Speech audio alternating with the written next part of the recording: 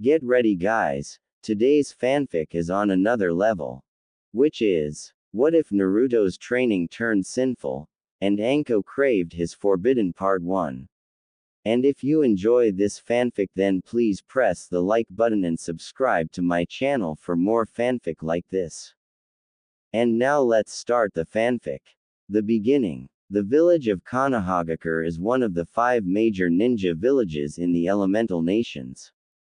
It is located in the country of Hai no Kuni. The village of Konoha is infamous for its teamwork and his will of fire, that also says that all villagers of Konoha one big family are. Thus the teamwork, but it is this village that makes the life of one kid that should be celebrated as an hero, for protecting the village from the Kyuubi no Yoko, which is sealed inside him, to a personal hell. The name of this boy is Naruto Uzumaki. Naruto the 10th of October, 6 years old. Naruto had hidden himself within his apartment. Today the people would be more mean to him than they normally already were. Longingly he looked out of his window and watched the parents walking the streets with their children. Everyone had a big smile on their faces. Why not? They celebrated the victory of their beloved Yondaime over the terrible Kyuubi no Yoko, the 9-tailed fox, and therefore his saving of their home, Konoha. But to him this day was not a day to celebrate as much as he would like to. As soon as it went dark and the first sake bottles ended empty, the mood of the people switched from happy to pure murder. They mourned their beloved ones that were killed by the Kyuubi, and he was their vessel through which they released their anger, hate and thoughts of revenge. The sun had just vanished behind the horizon as he heard the first shouts from the streets. Where is the little devil? Today we will get our revenge. Today we will free the village from this plague. Naruto sat in the corner of his room and hoped that they wouldn't find him, but to no avail. Kami seemed to have no mercy for him. With a loud thud followed by a loud crack, the door to his apartment bursted of the hinges and into the room. Soon after was his only safe place flooded with an angry mob, looking to purge the village from the evil, and to end what the Yondaime began. Desperately Naruto tried to get deeper into the corner of his room, wishing that he could simply mold with the wall. But again he had to find out that there was no hope for him. A few of the stronger villagers formed a ring in the middle of the room and had their fun kicking him around like a football, carefully not to hit his head so he would remain conscious, whilst the rest watched, cheering when they heard the snapping of his bones, tendons and muscles. After the good amount of 10 to 15 minutes they had enough as the shouts to finally kill him got louder and more frequent. While the civilians looked from one to the next to see who would get the honor to kill the demon, Naruto's hoarse, cracked voice was heard. Why do you do that? I never heard as someone.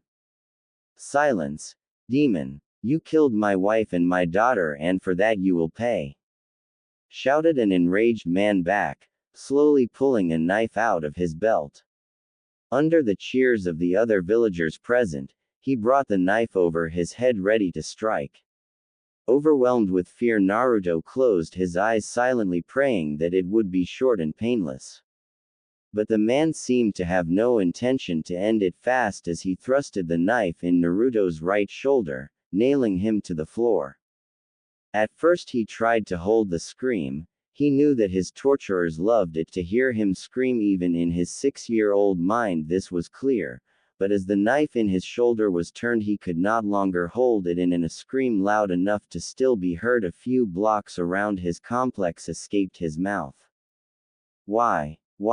What did I do to you? He sobbed as he clutched his pierced shoulder. Enraged, the knife was ripped out of his wound. You can't foul us, you demon. You killed them and therefore you will die. And with this the knife descended upon the boy, to pierce his head. To Naruto everything seemed to slow down. He could see the ecstatic faces of the villagers, the contorted face of the man above him, and over all the descending knife. Shortly before it hit him, he shut his eyes tightly, awaiting the pain. But nothing happened. Confused, he opened his eyes and immediately he shrugged back, that as if there were not the floor underneath him. The knife was only an inch away of his face. His eyes traveled along the blade to the arm holding the knife. Another hand had grabbed the man's wrist, effectively stopping him. The hand belonged to a man with an Anbu mask of a weasel. "How dare you to hurt him?" was the silently spoken question that floated through the room. No one dared to speak, too shocked of the sudden arrival of the Anbu. A man in the crowd shook off his shock and yelled, "He is the demon, he has to pay." Approval was displayed on the faces of the others. As that's so, hope began to rise in the villagers. With an Anbu on their side, the demon had no chance. "Then let me show you."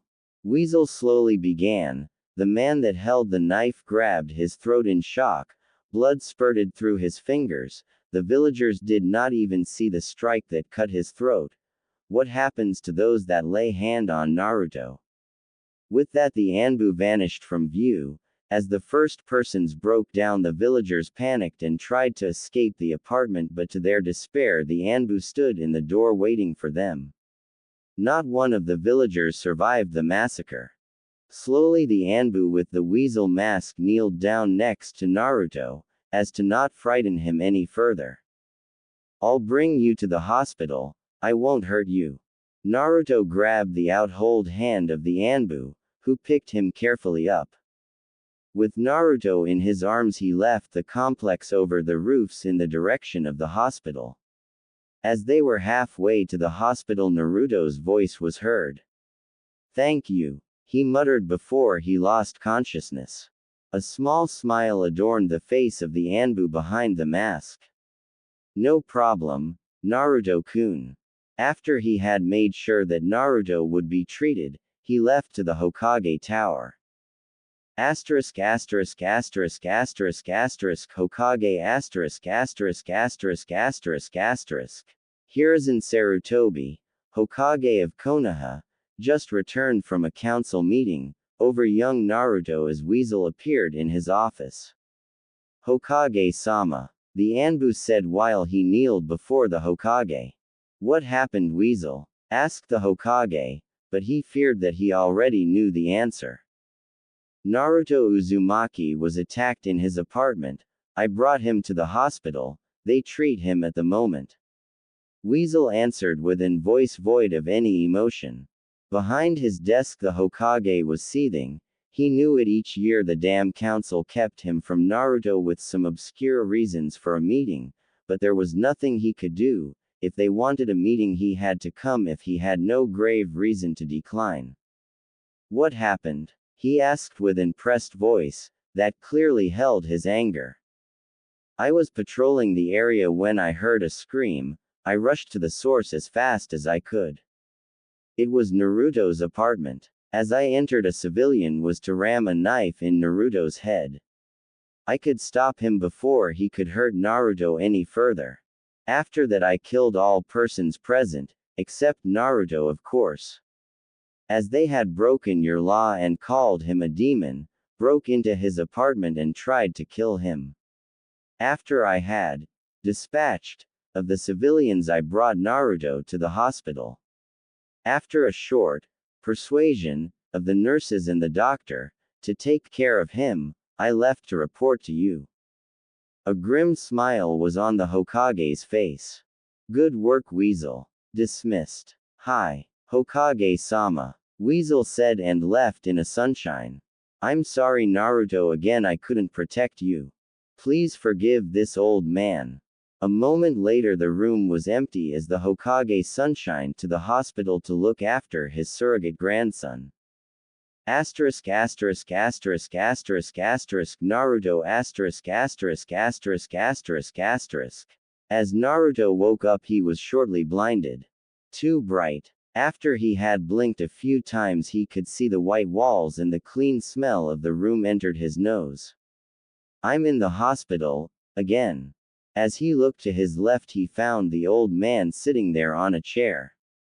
Hello, Naruto. How do you feel? I'm fine, Gigi. I'm used to it, Naruto said, a smile splitting his face, while his eyes were shut. As he opened them again, he saw the sad face of the old man. Nobody should be used to being beaten up or being nearly killed, were his thoughts. I'm sorry, Naruto, again. I couldn't keep my promise to keep you away from harm. No problem, Gigi. I forgive you, came the answer instantly, followed by a bright smile. After this, the face of the Hokage lighted up a bit. Thank you, Naruto. Can I help you with something? A while Naruto was silent, his jaw uprighted by his hand.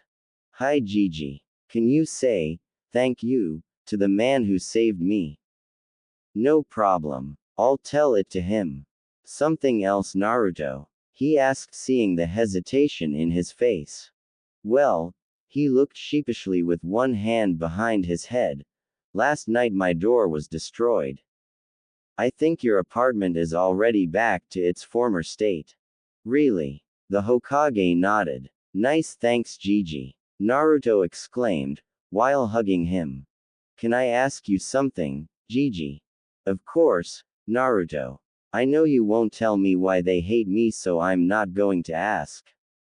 But can you tell me why the man that saved me wore a mask and who he is? Hiruzen smiled sadly at Naruto. You're right, I can't tell you, till you are older. But I can answer your other question. The man that saved you was an Anbu. They are special ninja, who are under my direct command. They wear the masks so that no one knows who they are. Why is that? Why would you hide who you are when you are so awesome? Interrupted Naruto, confused. Don't interrupt others while they are talking, Naruto. I was coming to that. The Hokage scolded him sternly. I'm sorry. It won't happen again. Good. So back to why they wear masks. Anbu do especially dangerous missions, but they are also really important. And so that no one can take revenge on the Anbu that did the missions, they wear masks, to hide their identity and protect on this way their family and friends. And the Anbu that saved you is called Weasel, and no, that is not his real name. Anbu are called after their masks. Nay, can I become a ninja too? Like Weasel, and then I can have such a mask too. If you want to become a ninja, then you have to go to the academy, and if you pass, you are a shinobi. On a second thought, he added. And as a shinobi, you will be a lot stronger than the persons that attacked you today, so they won't attack you, and shinobi are not allowed to attack a fellow shinobi of the leaf without having to face drastical consequences, even the council can't protect them from. So you say if I become a ninja, no one will attack me anymore? Yes, Naruto, they won't be able to hurt you since you are a fellow shinobi. How does that sound? Great. Starting tomorrow I train to become the greatest ninja ever. Naruto yelled, excited. What neither the Hokage nor Naruto knew was that in front of the door to Naruto's room stood a nurse and had heard everything they said. With a sinister smile, she got back to work, intent to make sure that the rest of the village knew that the demon wanted to become a ninja. Asterisk, asterisk, asterisk, asterisk, asterisk. 1 year later, 7 years old, asterisk, asterisk, asterisk, asterisk, asterisk. It was night and you could hear the yelling of a mob running after a young boy. While running, the boy looked over his right shoulder. This mob was bigger than the normal ones, by a lot. He thought it were about 2 to 3 times as much as normal, but of course today was his birthday. But it irritated him since last year the beatings he received from the villagers had accumulated. Normally he was attacked once or twice in a month, with the biggest on his birthday, but now the size of the mob of his last birthday was normal and he was attacked at least twice a week, into the normal screams of, "Kill the demon," or, "Let's finish what the Yondaime began." There were now also screams of hindering him to take his revenge or getting stronger. He really didn't know why though. He never said that he wanted to avenge the deeds they had done against him. On the other side, it didn't really bothered him. While he could not run from them in the beginning, now he could easily outrun the civilians. He saw it as extra training. Right the next day after he had come out of the hospital, he went to the library to get some books and start his training. Asterisk asterisk asterisk asterisk asterisk flashback no jutsu asterisk asterisk asterisk asterisk asterisk. Library.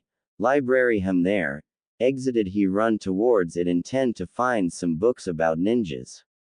As he was in he walked to the information desk. Sorry, can you help me? I need some books about ninjas. Of cow are you? What do you want here? Someone like you is here not allowed. Instantly he hurried back out into the next side street. What now? He thought after he had calmed down. Where do I get infos about ninja now? Sadly he stood and made his way back to his apartment through the side street of the library. He just wanted to leave the street and go his way when he saw a little window to the library.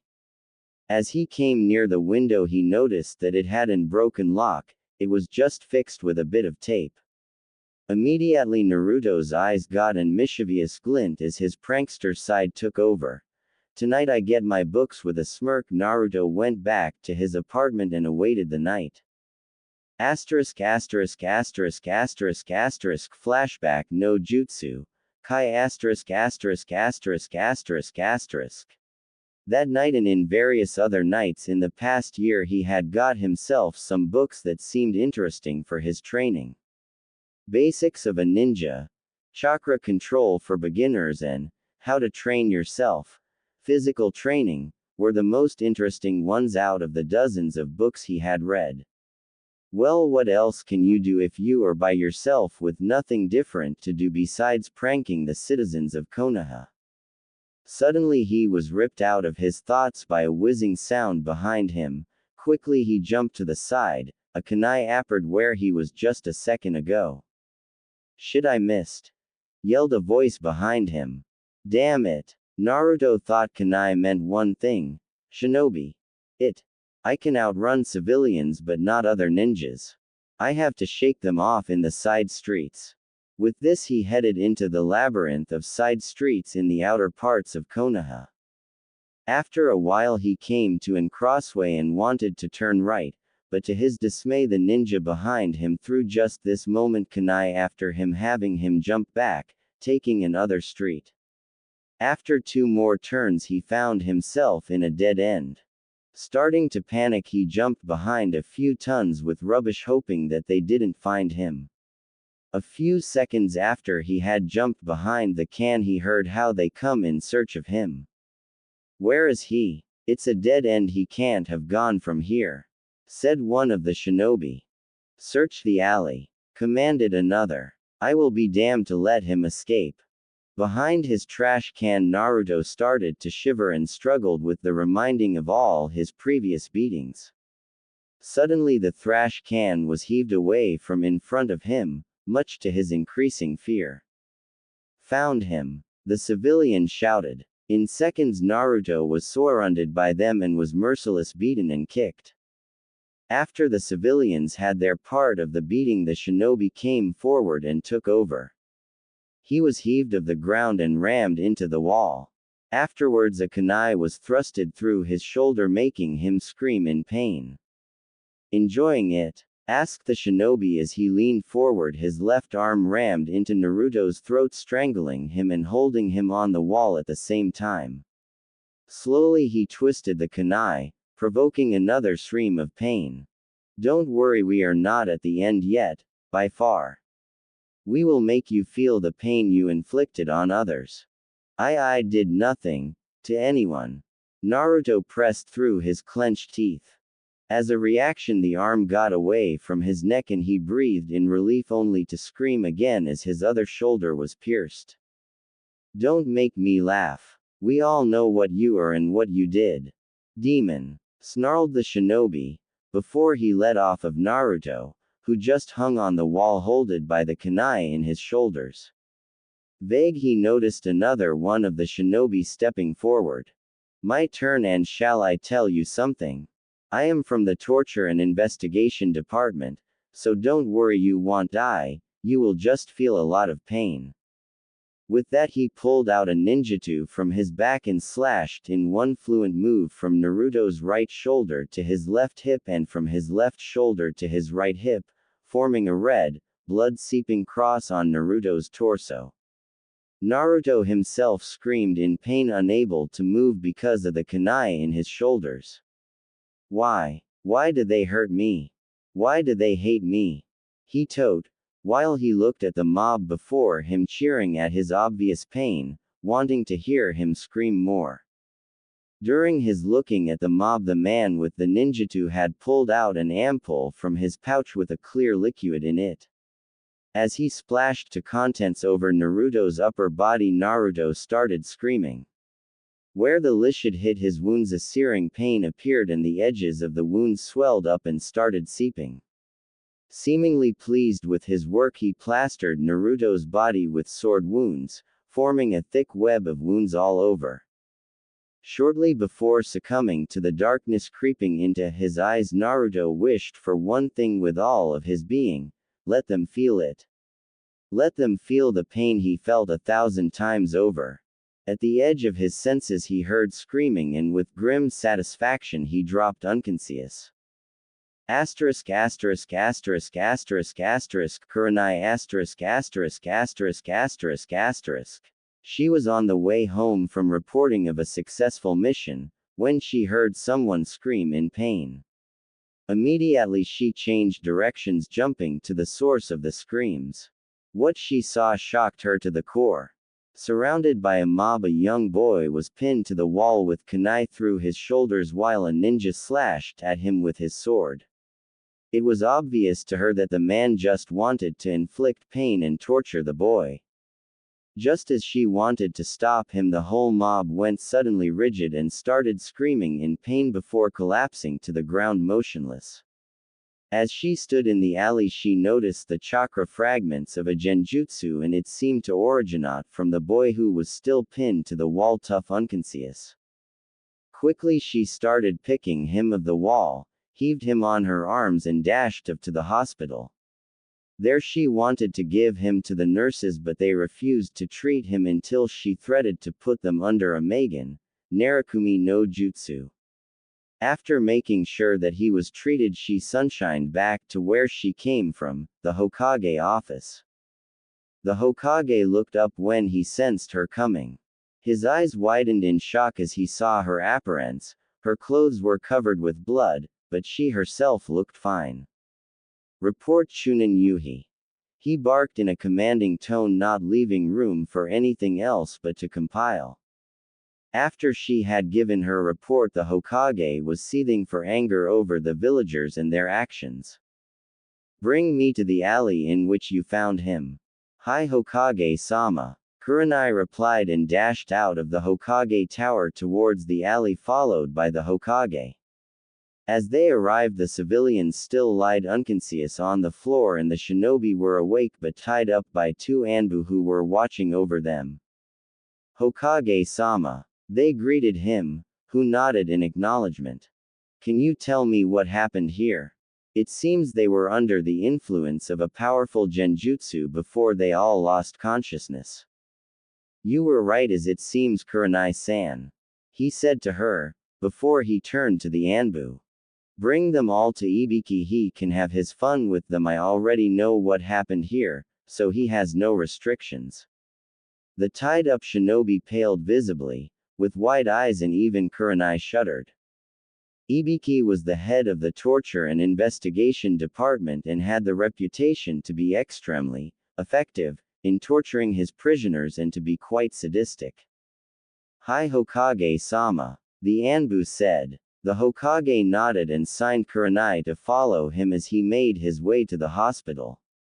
Once there, he went to Naruto's room and inquired a nurse about his condition. He is already awake and all wounds seem to be closed, but he will keep scars from the incident. Scars? He asked the nurse, surprised.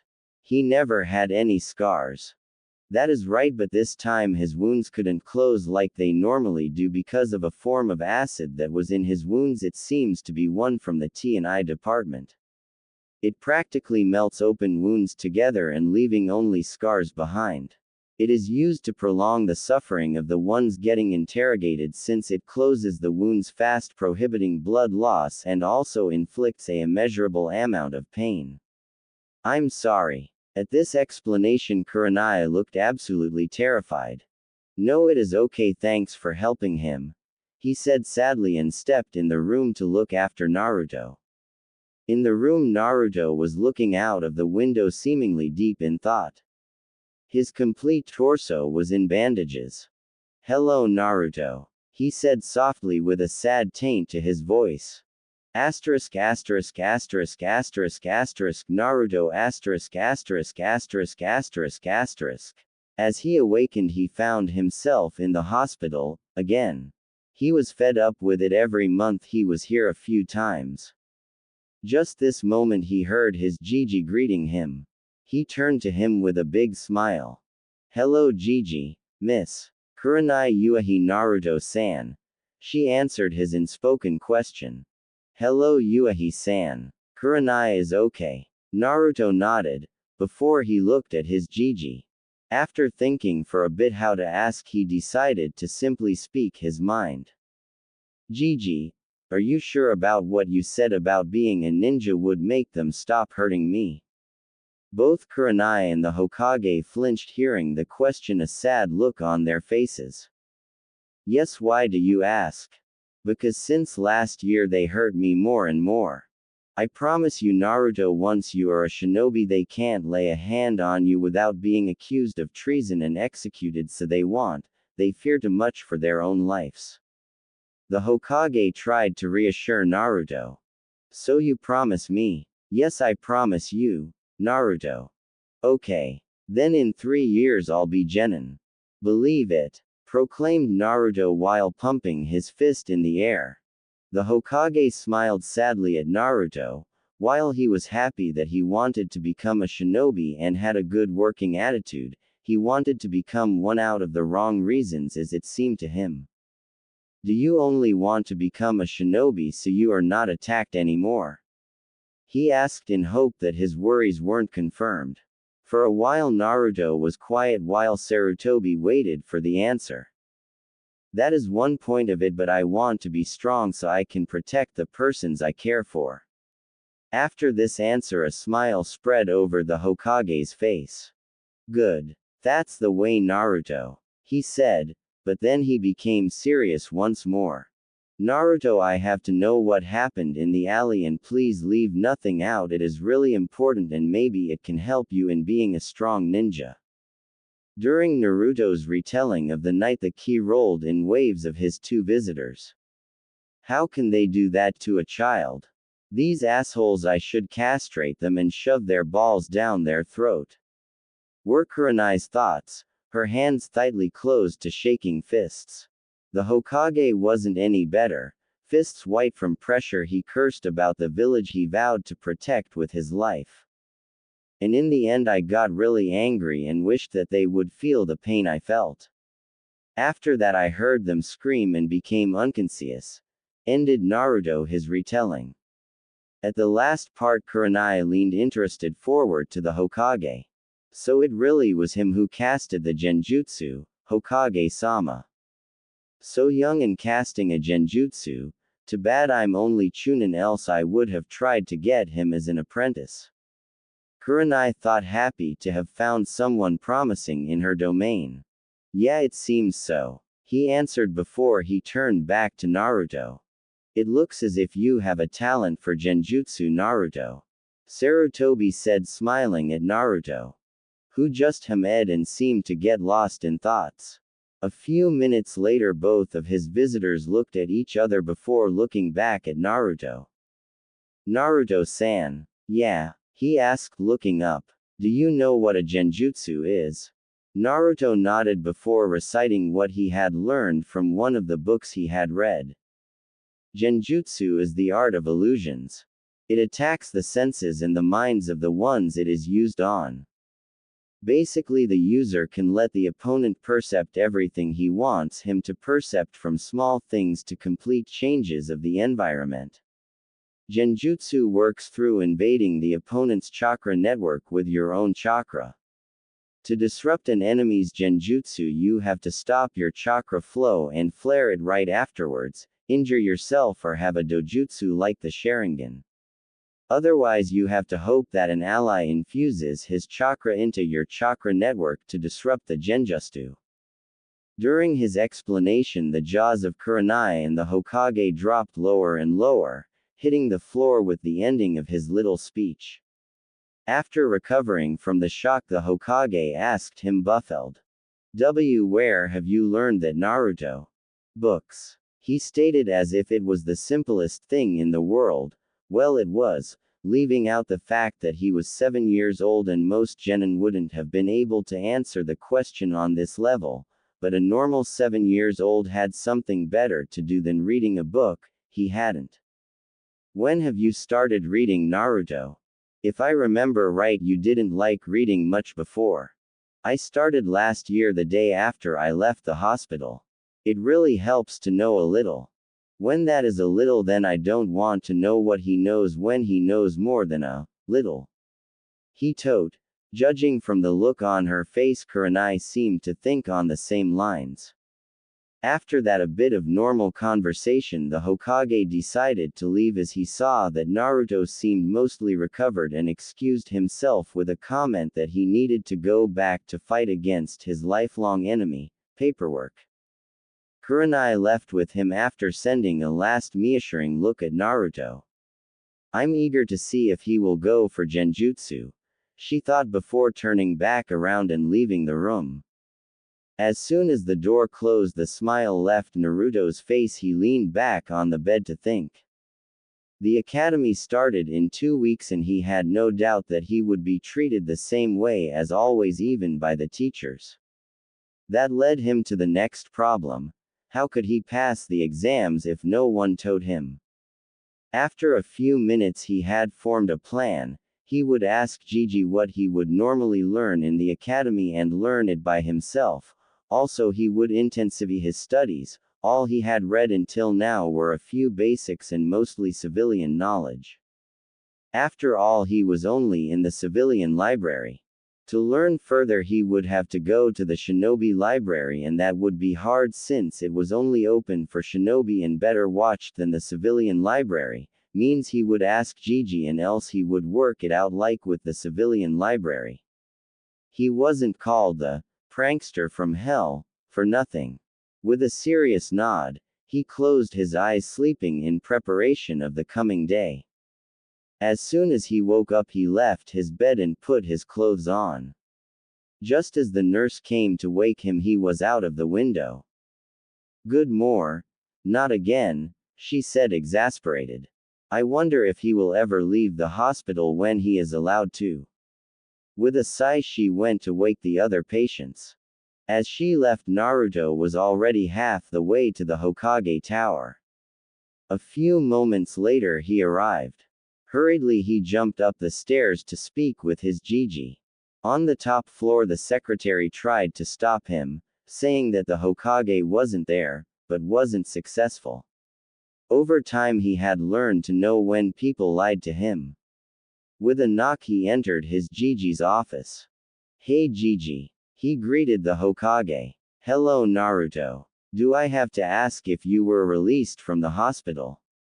Naruto didn't answer that, but his sheepish smile was proof enough. Sigh. "What can I do for you, Naruto?" At first, Naruto looked down on his feet before he looked up again and asked.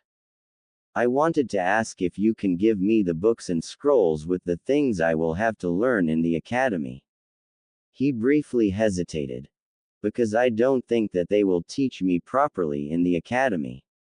To the end, his voice grew more and more quiet. "Naruto, normally I would say that you should trust the villagers, but even I lose my faith that they will teach you properly. That's it, I will help him. The sooner he graduates, the sooner they can't touch him anymore. I can't let this treatment from the villagers go on forever." No problem, Naruto. Come back tomorrow, then I will have everything prepared for you, so that you will have no problems in the academy. Naruto beamed with happiness. Thanks, Gigi, he said, dashed around the desk and gave his Gigi a hug. With a smile, Sarutobi ruffled Naruto's hair. Nay, Gigi, I just remembered you said I may have a crack for genjutsu. Do you have a book about it here? Because I don't think the civilian library has books about genjutsu, Naruto asked, after letting go of the Hokage.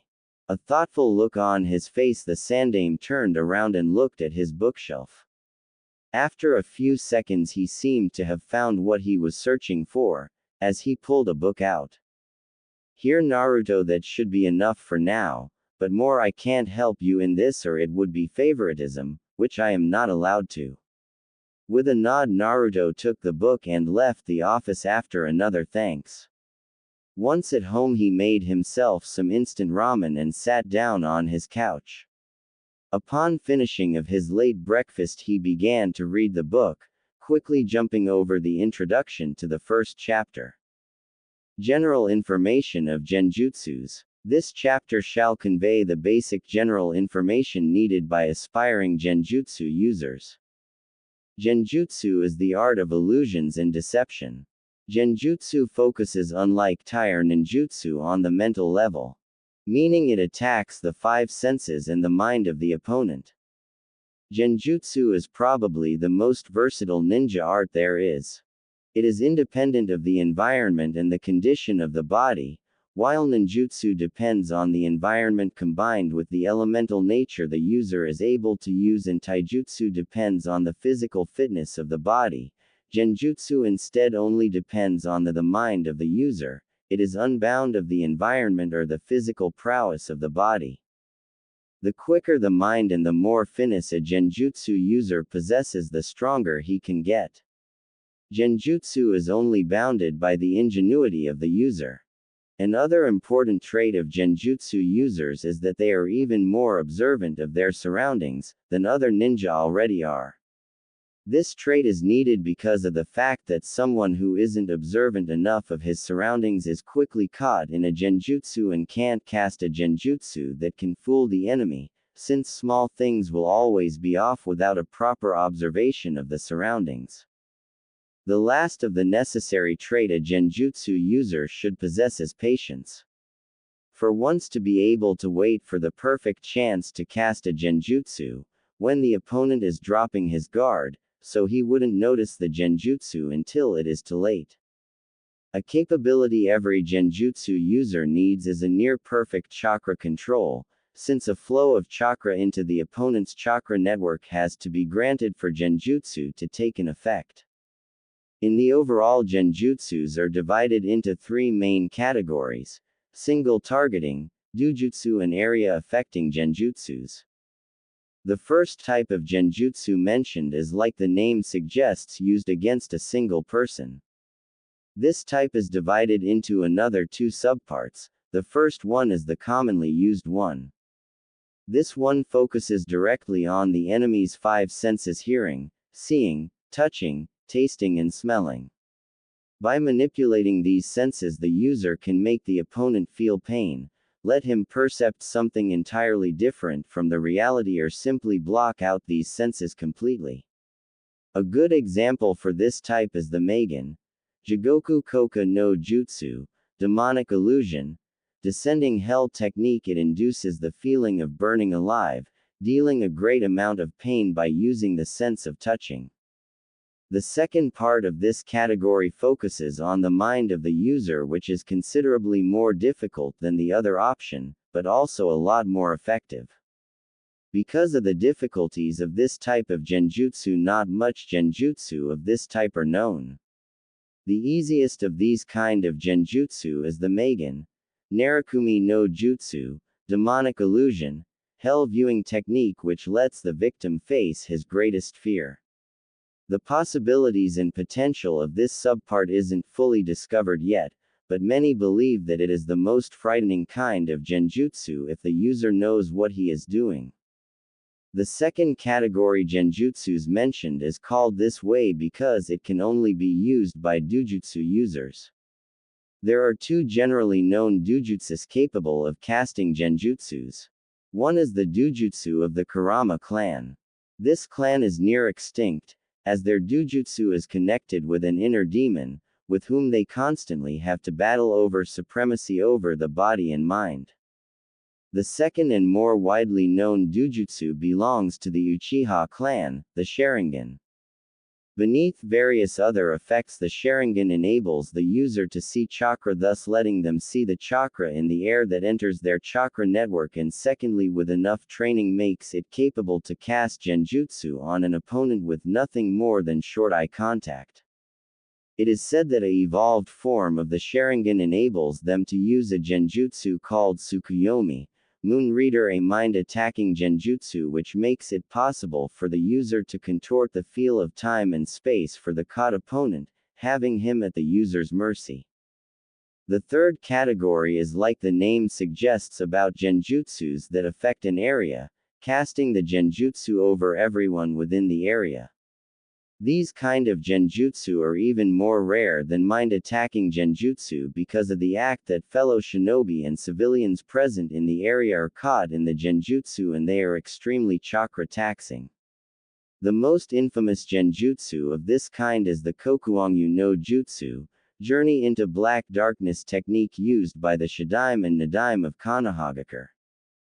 All in all, it is to say that the amount of known and documented genjutsu is nearly not existent in comparison to the amount of written down ninjutsu.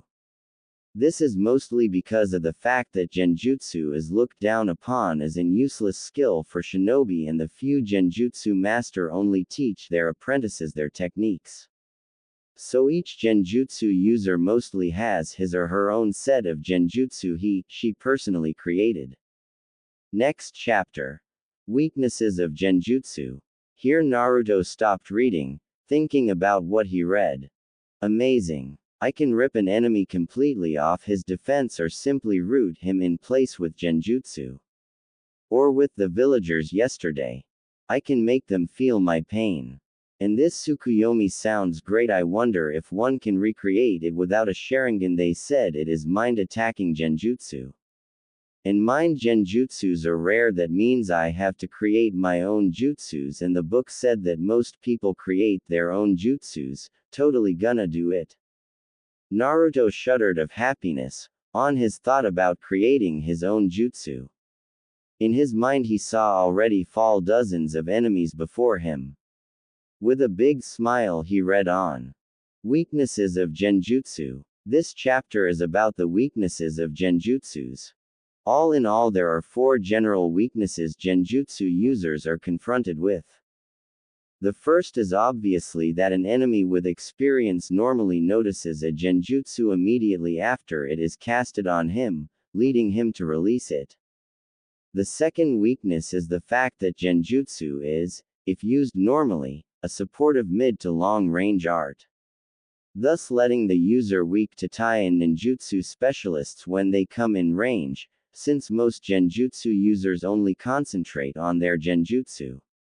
Another weakness is the general problem that each genjutsu user has to have a tremendous amount of chakra control, making it much harder to learn genjutsu than nin or taijutsu. And lastly, there is the problem of opponents with dojutsus. The first point mentioned is a problem with which a lot of people have tried to deal with. The release of the genjutsu through the opponent, with the help of stopping their chakra and then giving a burst of it, is the only one of those methods able to free one out of a genjutsu that has a known counter. Through increasing the amount of chakra infused in the opponent's chakra network while using the genjutsu, it becomes much harder for the opponent to overcome the alien chakra in his chakra network.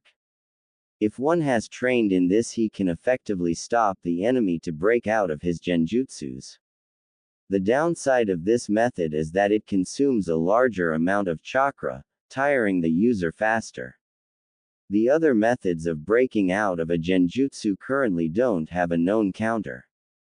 The second point is easily explained. Most genjutsu users pay no time for physical training, leaving them open when the opponent comes into short range. The problem occurs because the users of genjutsu are often blinded by the possibilities of their Chusen expertise, letting them think that no one is able to come close to them. Furthermore, the study of genjutsu is not easily done, and by the time most aspiring genjutsu users are able to use genjutsu as their main forte, they have already neglected their physical training for years. The genjutsu users that actually have trained their bodies, mostly have trained their evasive tactics and speed to escape from the opponent and try the next genjutsu. The third point is about the simple fact that a genjutsu user needs a near-perfect chakra control. This alone is a great hurdle to overcome, since the more chakra one has, the longer and the harder she has to work to get his control up to point. Now there is also the problem with the amount of chakra needed for genjutsu. While you can use genjutsus with minuscule amounts of chakra, they then will be easily overcome, as in point 1 explained. With more chakra input in the techniques, the problem of point 1 is overcome, but then the user needs more chakra, leading to new chakra control problems. The amount of needed chakra and near-perfect chakra control are an issue a lot of genjutsu users have despaired on. And more often their demise when they had to fight more than one enemy, leading to a fast exhaustion of their chakra pools. And lastly, dojutsus, especially the Sharingan and Byakugan. Both of these dojutsus allow the owner to easily detect genjutsus because of the unusual amount of chakra permitting the air. With the knowledge that one is caught within a genjutsu, it is much easier to release it. And the Sharingan also makes it easier to dispel genjutsus, since with its help the owner simply can look through the illusion as if it isn't even there. Until now, no counter has been found to this problem. Next chapter. Basic chakra control exercises. After reading the chapter followed by the rest of the book, Naruto lied back and closed his eyes, trying to grasp the amount of information he had to process from the book. But if there was one thing sure for him, it was that he wanted to master the art of genjutsu. He knew that it would be hard, but he thought that since Kurenai and the Hokage said that he had talent, that it would work out. Moreover, he knew that he had a good head on top of his shoulders. After all, he did all these pranks and escaped the Anbu that looked after him. And lucky him, the book even held a rough list with points to check off after finishing. This way one knew when he was ready for the next step. But there were also a few things that occupied his mind for a long time. The book said that one needed to be calm and patient. He had no problem with it, but he didn't act as an impulsive idiot for nothing. It was late in the afternoon when he finally came to a conclusion. He would drop the act of being an idiot. It was for the best after all. Continuing to shout around and act like an idiot would jeopardize his efforts in the area of keeping his calm, even if it was just played. Deciding to start his chakra control training the next day, once after he had gotten his books from the Hokage, he went out of his apartment to get some ramen from Ichiraku. While he was eating, a thought came to his mind that shocked him, since it threw all his plans in the water. I can't train my chakra control. I first have to unlock my chakra. But how do I do that? Hopefully Gigi can help me tomorrow. Quickly he finished his ramen and made his way back after saying bye to Tuki and Ayame. As he was home, he again took the book and read the first few points he had to train before he was able to learn the first few genjutsu. He had to be able to stand on the surface of the water. Simply the thought of doing something like this led him wonder if the author was in his right state of mind while writing this. What the hell, you can't stand on water? I bet Gigi wanted to make fun of me. Just you wait, old man, if this really was a joke you want, like what I do with your little orange books, he. With a mischievous smile he put the book on his couch and went to bed, so he was early up the next day. He had training to do. As soon as the sun shined into his room and hit his face, Naruto woke up. Quickly he made himself his usual breakfast, instant ramen. While the water boiled he showered, cursing because the owner had closed off the warm water, again. It was the 5th time this month and it was only the 12th. With a sigh he dried himself and went in the kitchen to eat his breakfast. After finishing he put his usual orange jumpsuit on, although with a disdain. He didn't like it, but it was the only thing they sold him. Shaking off his negative mood he made his way to the Hokage Tower to get his books, ask a few questions and if necessary take his revenge. After arriving on the top floor he again ignored the secretary's attempt to keep him from the Hokage and went into his Gigi's office. "Hey Gigi." "Hello Naruto." The Hokage greeted back and heaved up a bag filled with different books and a few scrolls, 3 to be exact. "Here are your books and the scrolls for the Academy 3 jutsus you have to learn during your 3 years in the academy." Taking the bag, Naruto thanked him. "Say Gigi, I read the book you gave me yesterday and I wanted to start the trainings list on the end of it today. The first point is leave sticking, but I haven't unlocked my chakra yet. I know we learn that in the academy but only next year and I want to start training now, so can you help me or give me a description how to do so?" The Sandaime had a look of wonder on his face. He wants to start the trainings list. That means he read the whole book. I never knew he was this much into reading. Naruto, I didn't know you were into reading this much. Well, I would read more but the library always kicks me out, so I have to sneak in and read when no one is there. But what is it, Gigi? Do you help me? He gets kicked out. I wonder what else the villagers do to him he doesn't tell me. Well Naruto, you are right, normally you would learn that next year in the academy, but since you show interest there is nothing prohibiting you on unlocking your chakra now. After all, the kids of the shinobi clans too start doing so when they enter the academy. Let's see, I know you don't trust a lot of people, so I will help you. Can you wait for half an hour? I first have to finish something, after that we go to my compound and unlock your chakra. This way no one tries to inhibit him during it and I have an eye on him should the fox try something. Okay Gigi, thanks, I will wait. Naruto said and sat down on the couch placed near the wall. Exactly half an hour later the Hokage finished his work, but was in astonishment. Not once had he heard Naruto scream around or even whine for having to wait for so long. What happened to you Naruto? Normally you would run around screaming at everyone and everything that you had to wait for so long. Well Gigi, you see, I decided to drop the act of being a complete idiot. The book said to become a good genjutsu user you have to be patient and calm so you don't miss anything. The book seems to have worked wonders, but what do you mean you dropped the act, because I don't remember seeing you like this ever before. Naruto nervously looked down, scratching the back of his head. I think it started a few years ago when I was beaten. I noticed they hurt me less often when I looked and behaved like an idiot.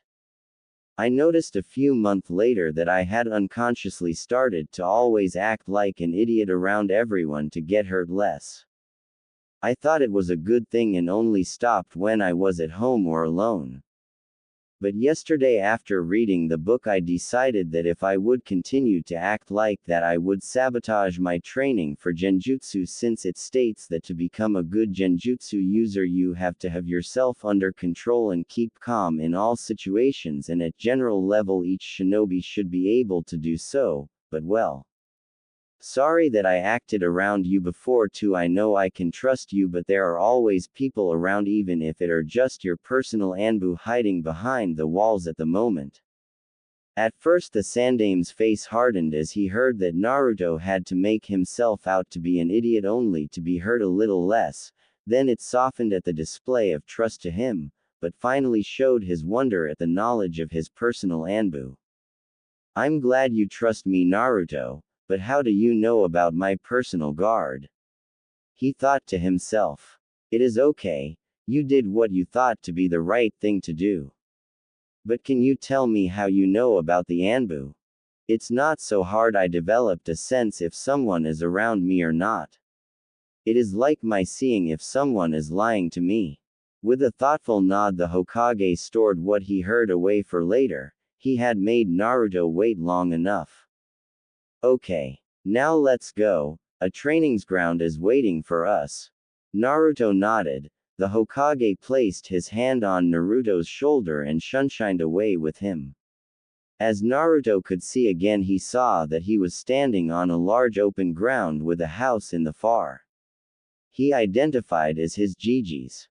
This Naruto is my personal trainings ground behind my compound, Sarutobi said as he saw Naruto looking around. After Naruto looked up to him, seemingly waiting for something, he continued. Now to activate your chakra. I will give you a few instructions I want you to do. There is no need to rush something. Some people don't even get it at their first attempt, so don't be nervous or disappointed if it doesn't work at once, okay? After Naruto nodded, he went on. Good, now stand comfortable and close your eyes. Now I want you to concentrate on your body. As Naruto became still, he told him the next step. Now let your concentration float to a point 1 inch under your navel. There, search for something warm and soothing. Don't be afraid if you feel a rush in your body, just keep calm. Then he waited for what would happen. Naruto slowly let his concentration wander down his body until he reached the point his Jiji had described. He concentrated a while and had the feeling of sinking deeper inside himself. Then he felt something warm. It was blue. Without a bit of hesitation, he reached after it. Suddenly he felt this feeling spread through his whole body, filling it. Then after it had filled his body, it exploded outside of him. Slowly he opened his eyes, a wide smile on his face as he saw his Jiji's stunned face. He never had felt such an amount of chakra from someone as young as Naruto, let alone while activating his chakra network. It was so much that it built a small dome around him. Naruto, I want you let the chakra flow through your body. Just imagine that it flows through you just like your blood. Slowly Naruto felt the chakra recede back into his body as he imagined it flowing through his body. After a while he felt it flowing through him without him imagine it. Then he looked at his Jiji with a big smile. That turned even brighter as he heard his words. Good work, Naruto. Not only did you unlock your chakra on your first try, but you also have a really large amount of it. I'm interested to see how much it is, once it is settled in a few hours. Now you said something about chakra control, right? I will show you the tasks that stand on your list. I'm sure you think they are simply crazy. As the Hokage ended, he had a knowing smile on his face. Everyone who first heard of water walking thought that the person talking got hit too hard on the head. Yay! Thanks, Jiji. On my list stands at first leaf sticking exercise, then tree walking, and then water walking. After that, the list says that I can try the first easy genjutsu, and when I got these down there are more exercises, but I think I just need to know the first 3 for now. The Hokage nodded. That's right, you will have enough to do with the first 3 for a while. With that he walked towards the trees that were on one side of the trainings ground, motioning Naruto to follow him. Once there he picked up 2 leaves. Now Naruto, the first exercise, leaf sticking. Then he put one of the leaves on his forehead, it fell immediately down. As you see, without or to less chakra the leaf doesn't stick and falls down. Now with too much chakra. He put the leaf back on. Suddenly the leaf bursted from his forehead, ripped to shreds. If you use the right amount of chakra, the leaf sticks on your forehead. He took the second leaf and put it on his forehead. Then he bowed down with his head, while the leaf still stayed on his forehead without moving. You see, he asked rhetorically. Naruto nodded stunned, making the Hokage grin. Good, remember the right amount, not more and not less, else it won't work. Now for the next exercise. Tree walking. With that, the Hokage walked to one of the trees and simply went up the trunk as if he was still walking on the ground. On the middle, he stopped and turned around to look at Naruto before he spoke. It is the same as with the leaf exercise. Too much chakra and you get blasted of the tree, too less and you fall down. For this exercise you have to gather the chakra into your feet. The feet have very few tenketsu, meaning it is harder to gather chakra there. In the beginning, try it with running at the tree every time before you fall of make a slice at the tree with a kunai, this way you have always a mark to. Hi, was the quick answer. With a nod, the Hokage jumped from the tree and again motioned Naruto to follow him. He went to his house and around it. In his back garden was a small pond. Without a moment of hesitation, the Hokage walked over to it and continued to walk until he stood in the middle of the pond. At this display, Naruto's lower jaw seemingly dislodged from his upper jaw, the sight making Sarutobi chuckle. For this exercise you not just have to focus chakra in your feet, but constantly push it out to make you able to stand on the water. Naruto nodded, still stunned by the fact that a person really could stand and walk on the water. Thanks for displaying the exercises, Gigi, that will help me a lot. No problem, Naruto. Now let's head back. He walked back to Naruto, put his hand on his shoulder and shunshined them back into the office. After arriving, Naruto thanked him again and left for his apartment, the bag with the academy material in his hands. Once home, he stored the books and scrolls away and started the leaf sticking training. He planned on starting to read the books when the academy began. Since he didn't expect to be even acknowledged, he would read the books during class and train in chakra control and do physical training in the morning before academy and afterwards. While training the leaf sticking exercise, Naruto noticed that not even once the leaf simply fell down, but every time was blown off. Does that mean I have a large amount of chakra? Gigi said something like that to when I unlocked it. That's troublesome. While I then won't have the problem to have fast exhausted chakra pools, I will have a drastic problem with my chakra control if the book is right. Seems that will really be my main training aspect. With a sigh, he went on with his training. 2 weeks later. Today was his first academy day and he really wasn't excited about it. Just yesterday he had finally mastered the leaf sticking exercise by sticking 3 leaves on his body and holding them for over half an hour. Now he could start the tree walking exercise, which interested him greatly since he could run away from the mobs with it. He would turn a corner and then quickly run up the wall and hide on the roof of the house. It would spare him a lot of injuries. He quickly parted with his thoughts as he arrived at the academy. Just as he expected, he wasn't welcome.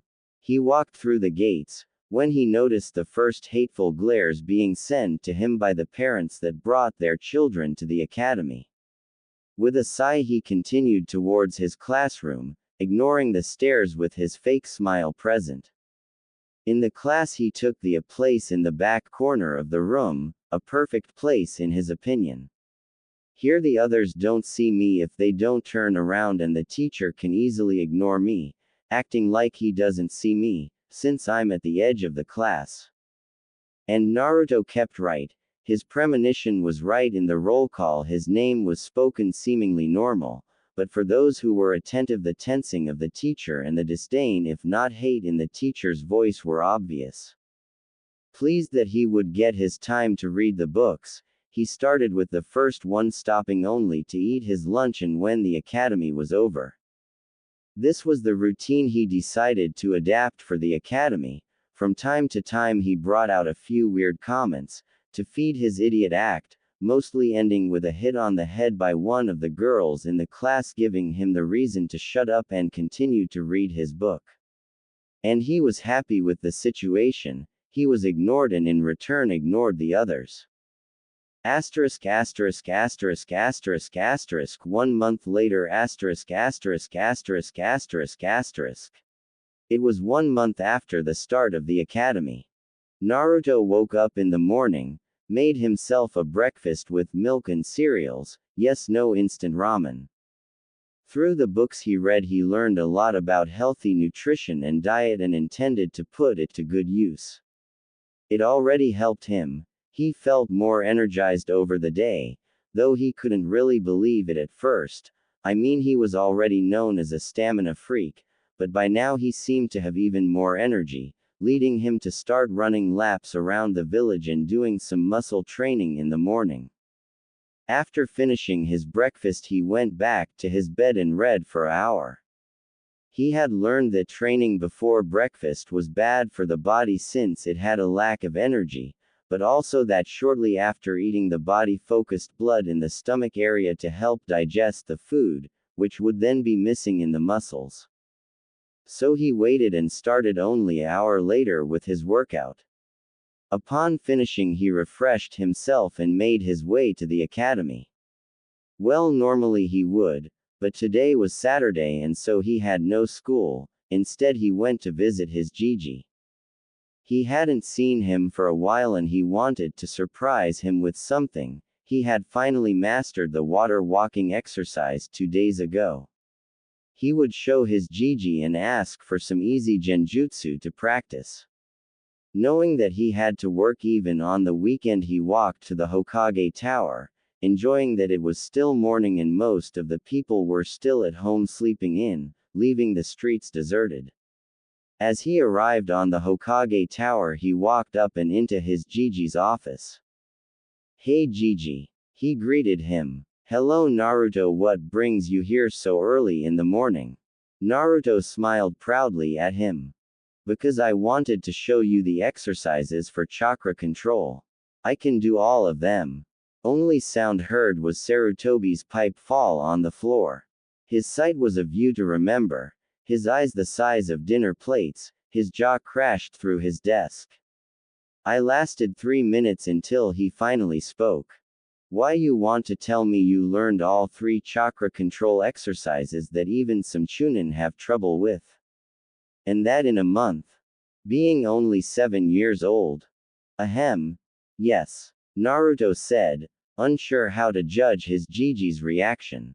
"Holy shit. I can't believe this boy. I would have expected him in a month or 2 at the earliest, with having mastered maybe the tree walking exercise. I got to see him do that, otherwise I don't believe it." "Naruto, can you show me?" the Hokage asked, unbelieving. "Of course, what do you think why I'm here?" With a nod, the Hokage went to Naruto, grabbed his shoulders and shunshined them to his personal trainings ground. They went to the tree. The Sandaime showed Naruto the first 2 exercises. Without hesitation, Naruto grabbed a few leaves, put one on his forehead and one on each cheek. All of them stick to him. After seeing it, the Hokage nodded. This he could take.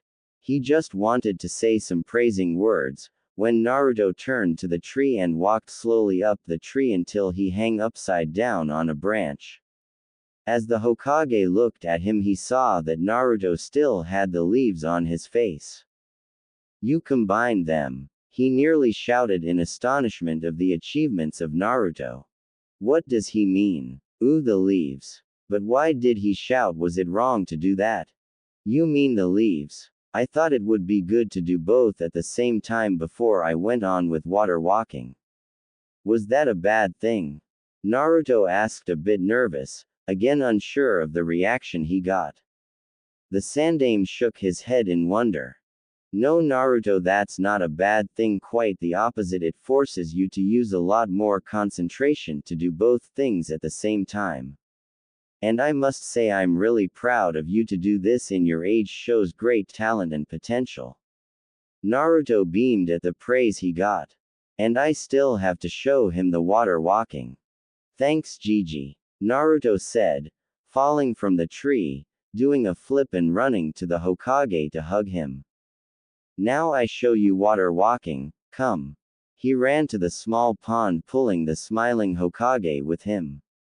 What a little praise does to him, and he said he wanted to train to be calm he. As much as he tries he is still a bit child and I'm glad for it. Arriving at the pond Naruto walked on it still pulling the Hokage with him. As they stood in the middle he looked up at his old man grinning like crazy. What do you say now, Gigi? I'm amazing aren't I? The Hokage chuckled. Yes you are Naruto. There are only a handful of people who could do these exercises in your age. Woohoo I'm amazing. He shouted and began to jump around on the pond. Easy there. The Hokage said laughing. Now what is the next point on your list? He inquired. Immediately Naruto stopped jumping around. It says that I now can train some easy genjutsu, some D rank 1 to start. Can you give me a few, Gigi? No sadly not since you are not shinobi yet. Naruto looked down. His Gigi was his only option to get on some genjutsu. Say Naruto, you said that you sometimes sneak into the civilian library, right?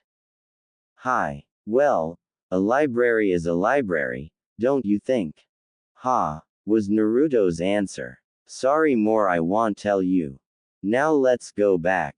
He grabbed the still confused Naruto on the shoulder and shunshined back to his office. Think about it Naruto, and your answer will come to you.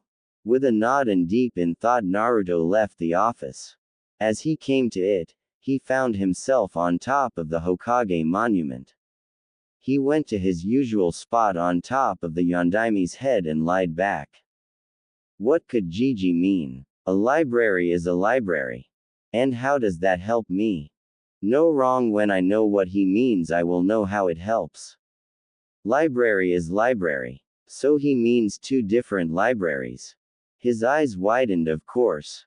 Konoha has the civilian, and the shinobi library, so he wants me to sneak into it. Would make sense they have scrolls about every Konoha jutsu, meaning also genjutsu. But also about other things and it won't be easy. I have to make a list about what I need. Quickly he jumped up and dashed back to his apartment. Once inside he took out the list and noted everything he would need in his later training down. Genjutsu of each rank, especially the one that makes the user invisible and he had to look up another Bunshin Jutsu, since he simply couldn't do the Bunshin no Jutsu. The other two of the Academy 3 were no problem but this one simply didn't go.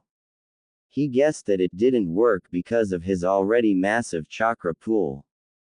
Furthermore he had watched a Junin do something that he called Kage Bunshin no Jutsu one morning during one of his laps. What intrigued him was that the Bunshin seemed solid. He decided that he would look for this Bunshin Jutsu. Lastly he noted down to look for a scroll or book with more advanced chakra control exercises. Pleased with his note he went to planning how he could sneak into the library. After a short visiting of his target, he began making his plan. One Chunin is guarding the entrance and one more is on top of the roof to look out for people that want to go in through the windows. A henge doesn't work since they have a detector against that. I really would like it if the henge was a physical transformation. Suddenly it hit him like a wall of bricks. If he could transform himself physically he could simply walk in and he knew just the jutsu for it. He had found it during his training of the original henge. His own personal henge. Asterisk asterisk asterisk asterisk asterisk flashback no jutsu asterisk asterisk asterisk asterisk asterisk. It was on the first day he had run laps and done muscle training. Never thought it would be so hard. But whatever no pain no gain. With a nod he stood up from the ground and started to work on the henge no jutsu. His first few tries were miserable he didn't even look nearly like the Hokage. He had produced a faint shadow of the old mon's face that hovered over his own face. He read the scroll again and found out what he forgot. He had to put out chakra all over his body, from every tenketsu. After a few more tries he got visibly better. He now looked like the Hokage, but it was still a bit faint. He decided to put in more chakra. But this time he confused a few hand signs, without noticing it. The transformation was complete. He jumped up in joy and walked through the apartment, when he ran against his kitchen table. Ouch, my shin. Table. He cursed a while longer when he noticed something.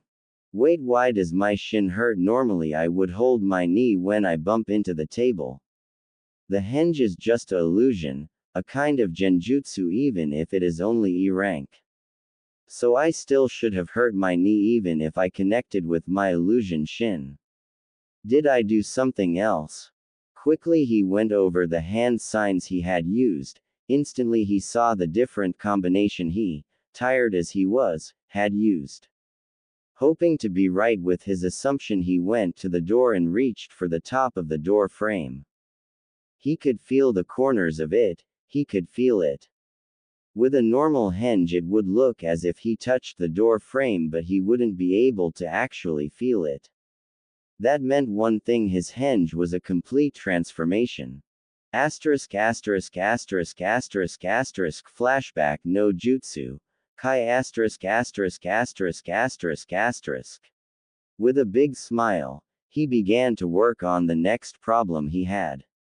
He couldn't simply take all of the scrolls he needed with him. It would catch attention and reading alone wouldn't be sufficient. He had a good memory but not photographic memory.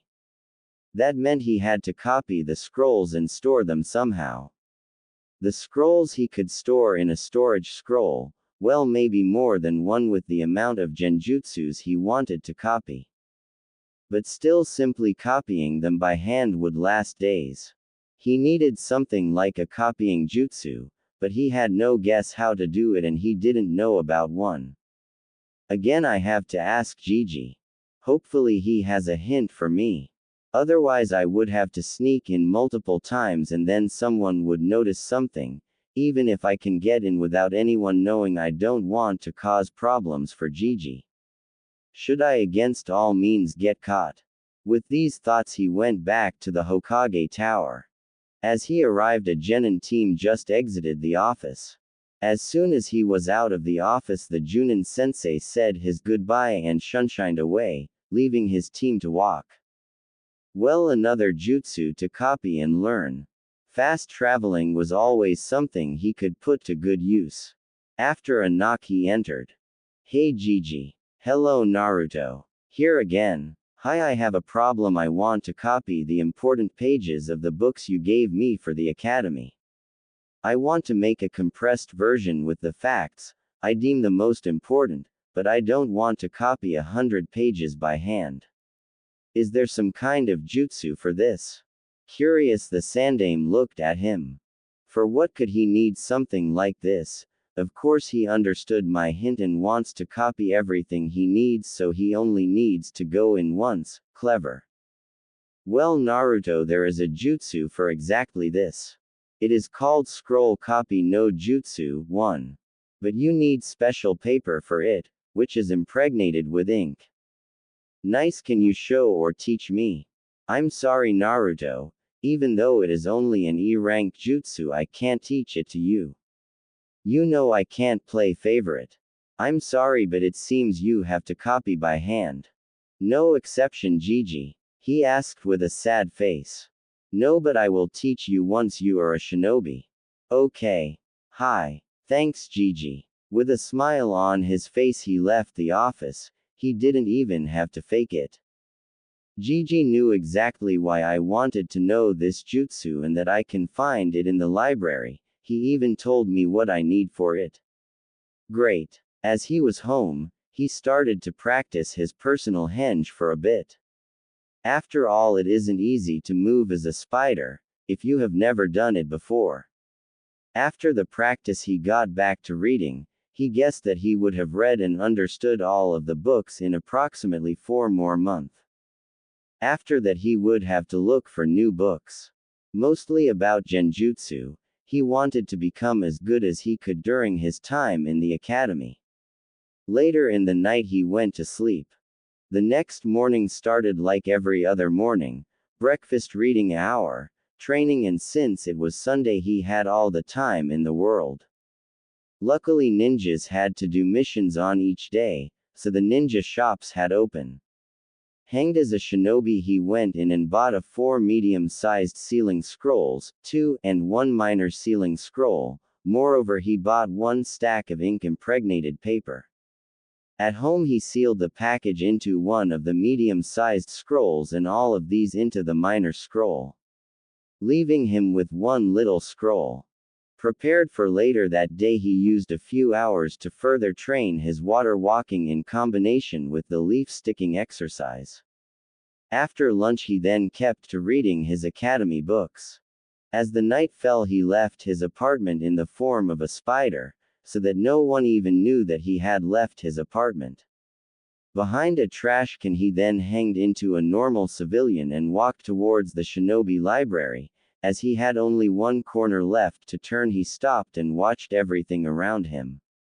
Satisfied to have found no one watching he hanged back into the spider and carefully made his way over to the library entrance. This were probably the hardest 10 minutes of his life. He had to dodge the feet of a few civilians on their way home and simply he had to cross a 15-feet street with the speed of a spider. As he finally arrived at his intended destination he crawled up the wall and into the library through the air conditioning. Once inside he changed back, as he was sure that no one was there. The first section he went to was about easy and supplementary skills. Scroll copy jutsu, where are you? He thought while searching. A minute later he held the scroll in his hands. Hurriedly he began to read it. Scroll copy no jutsu. To copy a jutsu lei, with ink impregnated piece of paper, of the same length of the text you want to copy, over it.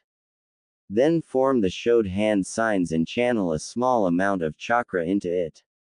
Well, that's easy. Immediately he went back to the section, where he found the scroll, put it back and took out the scroll for the Shunshin no Jutsu he had seen while searching the scroll for the copy jutsu. After unsealing his stack of paper he used the copy jutsu to copy the text from the scroll. Afterwards he went to the section with the bunshins. A short amount of searching and he found the scroll for the Kage Bunshin no Jutsu. Promptly he copied it. As he came to the section about genjutsu he was disappointed. There were only about 15 scrolls. And not one of the genjutsus he looked for, besides the ones from his trainings list, was there. The book didn't exaggerate when it said that only few genjutsu are known, since every genjutsu user makes their own and protects them from others. Well, I simply have to do the same. There was section in the book about it with an in-department explanation how to do it. After copying the 5 genjutsus his list wanted and that interested him, he started to look for a book about genjutsu creating and found one that explained the process of creating genjutsu and gave a few in-depth examples how some genjutsus worked. Having everything so far he looked for the last thing on his note. Chakra control exercises. In this point he wasn't disappointed, he acquired 4 more exercises. His note worked off, he sealed everything away and left the library. Not really satisfied with the amount of genjutsus but at least not caught, and having found everything else he wanted, he contentedly arrived back at home. Storing everything under a loose floor board he went to bed. The next 2 weeks he was busy learning and practicing his jutsus. The Kage Bunshin no Jutsu made him especially happy, since it provided him with a guinea pig for his first attempts in using the genjutsus he got from the library. Furthermore, they could read the books for him and train in chakra control and the genjutsus. This gave him the time to focus completely on his physical training. It was a month later that he finally had read and understood all of the books the Hokage had given him. Through his Kage Bunshin he was incredibly faster, while learning, but it had its limits. When more than 4 clones worked on the books he got memory problems upon dispelling. While he had no such problems even if he used 50 clones to work on chakra exercises, he concluded that the more information the clones had, the more he obviously had to process, and exactly this seemed to be the problem. After a certain amount of information his brain simply couldn't process anymore. He noticed that this limit increased over time, so he saw it as another way to train his brain's perceptive and processing abilities. After all, it couldn't be bad to have a fast-working brain, could it? While his clones read the books, his physical prowess developed in leaps and bounds. Every day he worked himself into the ground. With the passing of the second week he had even bought himself chakra weights, which get heavier the more chakra you channeled into them. Currently he had 20 pounds on each limb.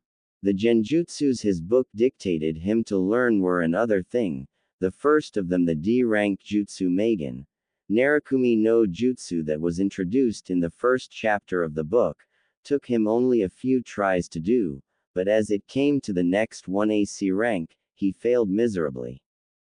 He had no idea why it didn't work until he remembered the passage about chakra control and the total amount of chakra. Since he had such a vast amount of chakra, to do the same genjutsu as people with low chakra pools he needed much more control over his chakra. With his realization he read the 4 exercises he read about and got started on the first one. It still was the water walking exercise, but now instead of a calm, unmoving lake he had to stand on flowing water like a river. This was more difficult since the chakra he put into the river had to change constantly to fit the steadily changing currents in the water. After again adding the leaf sticking exercise to it and mastering the whole exercise he could finally perform the C-rank jutsu his book recommended. This was actually yesterday. Since he knew about his problem with chakra control he decided to put further practicing and learning of the last 3 genjutsu the book recommended to the side and further develop his chakra control. The next chakra control exercise was meditating.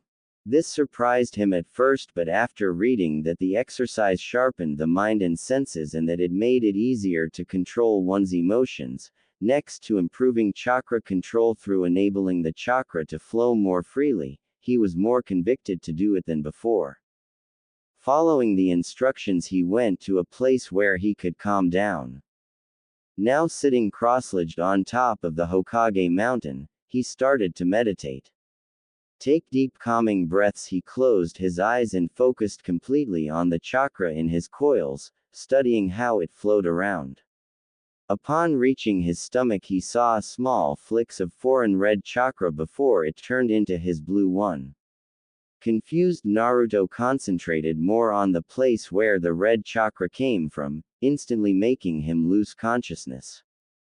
Asterisk asterisk asterisk asterisk asterisk Mindscape asterisk asterisk asterisk asterisk asterisk.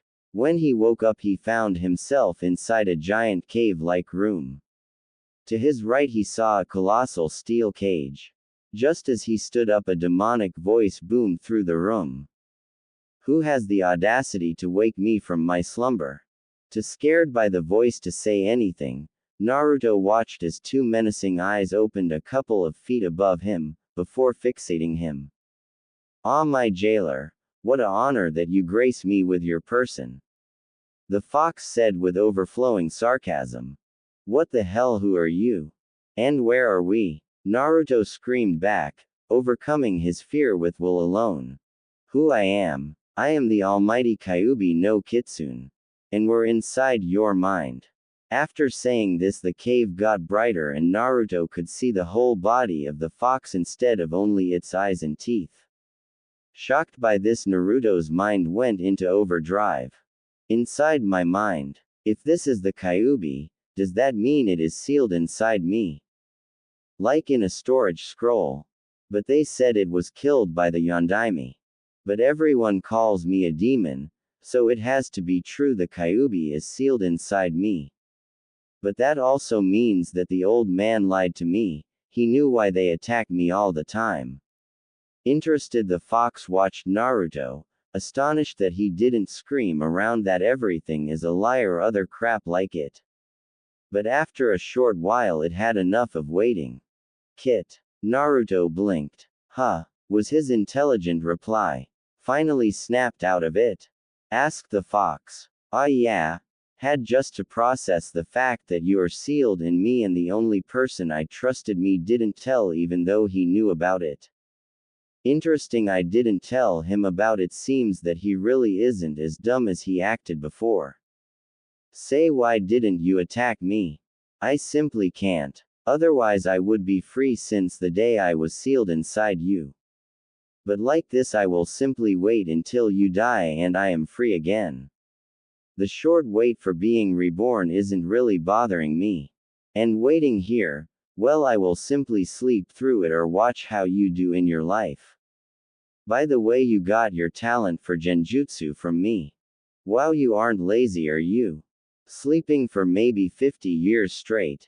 But what do you mean I got my genjutsu talent from you? How can you use genjutsu at all? I have problems with it because of my chakra amount, but you simply consist of chakra.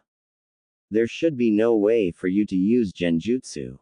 When I say you got your talent from me, then it is like I said. And I can use genjutsu.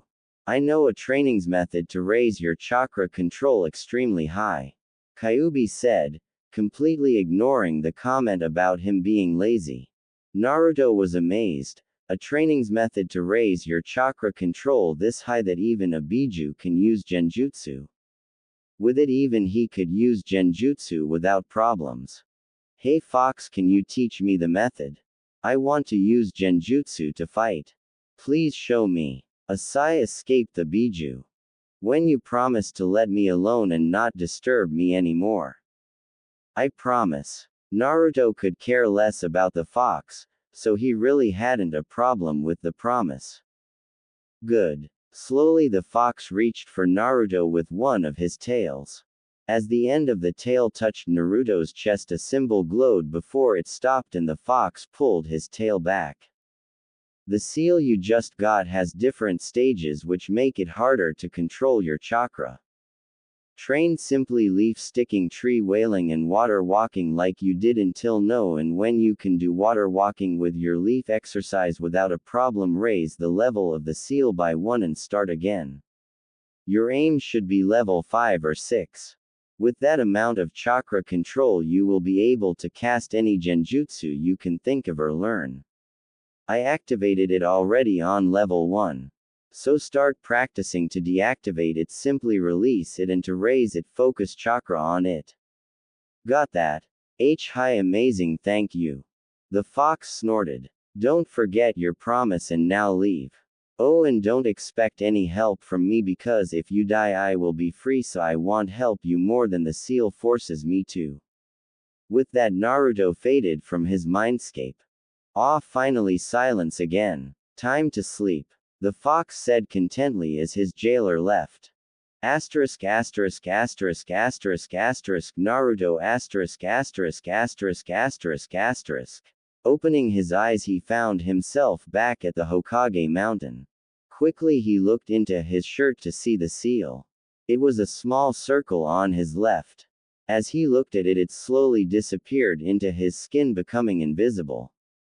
Nice, no one can see it like that, even if they look for it. Now back to practice. After gathering some leaves, Naruto raced back to his apartment to train with the help of a few kage bunshin.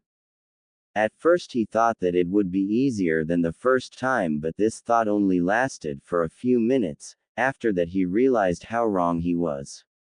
He had only one advantage: he didn't need to read the descriptions again. The rest was like he never did the exercises before. As he got to bed this evening he could hold one leaf for a minute. Not much, but at least a bit.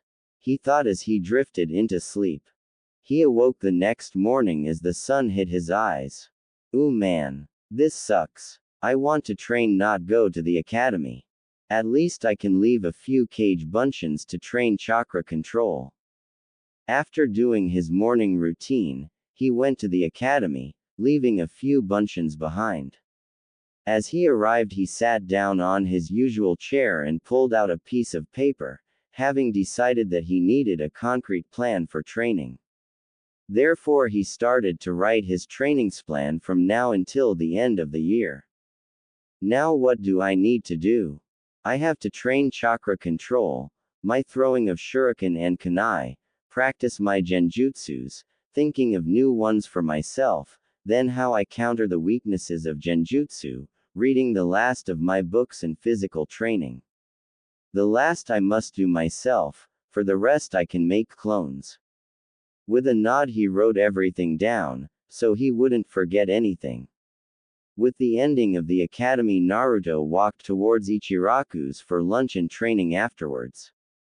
Asterisk asterisk asterisk asterisk asterisk timeskip end of first academy year asterisk asterisk asterisk asterisk asterisk.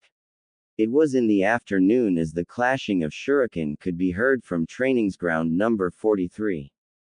Naruto dodged and waved around shuriken thrown at him by his clones, batting away those he couldn't escape from. The aim of the exercise was obvious: speed, reaction time and dodging. He continued his training until deep into the evening. As he finally finished his training, he dispelled the clones that attacked him as well as the 50 clones he had only doing chakra control. He had reached level 5 of his chakra seal, boosting his chakra control to heights normally impossible for someone with his chakra levels. But he didn't care about impossible or not. He could use every single genjutsu he had to learn following his list, and also he could perform every genjutsu he had created so far. All in all, the year had improved him in many ways. While his clones worked on chakra control and genjutsus, he developed his own taijutsu style, even if it wasn't perfect or completed, but for the moment it was to his satisfaction. He used speed and evasive maneuvers and focused on hitting the body's weak points, being pressure points, muscle attachments, tendons, joints, and finally critical points like the throat. The whole style was oriented to be able to end a fight if possible with only one strike, and if this strike did not accomplish this, it would at least deal a great amount of damage, thus weakening the opponent with each hitting strike. He was quite proud of his invention. After collecting his things, he made his way back to his apartment. He was halfway when he heard some sounds of fighting. He changed his course towards the noises, only to find one of the most disgusting things he knew. 3 men held down one kunoichi who weakly tried to defend herself. After seeing that the woman was in fact Anko Mitarashi, he wondered, what the hell? Normally these 3 would be near dead by now, wincing for their lives for trying what they just did. Something isn't right. As he looked closer at her, he saw where the problem was. Her skin glistened of sweat and her pupils were dilated to unnormal proportions. Seems like she was drugged. If she were a normal civilian, I may have ignored it, but not with her. Yes, Naruto had made quite the turn in his mindset over the past year. He only cared for those that had a life like his or his precious persons, the rest simply didn't interest him anymore. Setting his resolve, he dashed towards them while doing hand signs. Sleep of endless nightmares, he whispered under his breath. Nearly instantly the 3 men went rigid before collapsing to the ground. Sleep of endless nightmares was one of the first genjutsu he created. It caused the victim to fall into a deep sleep, only awakening if the genjutsu was released. While sleeping, they were forced to relive every of their own darkest nightmares plus some of the worst things that happened to him thanks of the villagers. The idea came to him as he remembered the day he learned that he had a talent for genjutsu, through letting the attackers feel his pain. He thought it would be a good way to take revenge upon them. And to say that he was quite happy with the results was an understatement, as he watched them throwing themselves from one side to another, while not being able to wake up. Anko herself just looked confused at the winding bodies of the three men in front of her. It took her quite a while until her drugged mind had figured out that they were under a genjutsu. She looked around until she saw Naruto standing on one of the neighbor rooftops looking down on the men with a quite sadistic smile. Happy to know that she was safe and who saved her, she succumbed to the darkness, sliding into blissful unconsciousness. Her last thoughts surprisingly clear. Hope I can see that smile in some time again. Naruto continued to watch the men for some minutes until he turned and left, knowing that a few Anbu were on the way to the alley. I wonder how they will be when they are released from the genjutsu. Naruto thought as he arrived at home. Pushing this thought to the back of his mind, he drifted away into sleep. The next day he awoke from a loud knocking on his front door. Sleepy, he went to the door and opened it. In front of him stood an cat-masked Anbu. Before the Anbu could even open her mouth, he already replied, "I know I will be in Gigi's office as soon as I change my clothes." With a nod she shunshined away. A sigh left Naruto's mouth as he closed the door and changed into his clothes. I knew that he would learn about the incident, but how does he know that I had a part in it? Did Anko tell him? Or was there someone else I didn't notice? Nah, I don't think I would have missed someone else. So it was Anko, but why? Shaking his head to get it clean of the thoughts, Naruto made his way towards the Hokage tower. Once there, he went inside the office, ignoring the secretary like usual. Inside he found the old man and Anko Mitarashi. Both looked at him as he entered the room. The Hokage a serious but proud expression on his face. Anko looked at him with a smile, not one of her sadistic smiles she showed towards the villagers, but a warm, thankful smile. As I thought. Hey Gigi, Mitarashi-san. He nodded towards the corresponding person. Hello Naruto. Instead of greeting him, Anko walked over to him and pressed him into her chest.